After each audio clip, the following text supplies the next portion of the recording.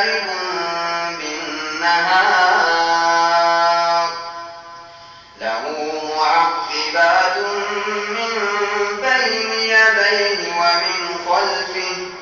يحفظونه من أمر الله إن الله لا يغير ما بقوم حتى يغيروا ما بأنفسهم وإذا أراد الله بقوم سوءا فلا مرد له وما لهم من دونه من وال هو الذي يريكم البرق خوفا وطمعا وينشئ السحاب الثقال ويسبح الرعد بحمده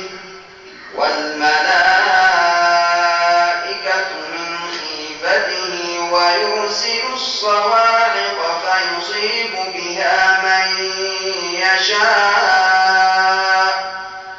وهم يجادلون بالله وهو شديد المحال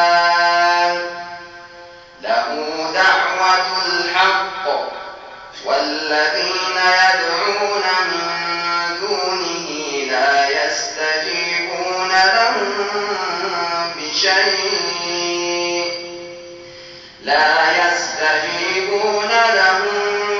بشيء إلا كباسط كفيه إلى الماء ليبلغ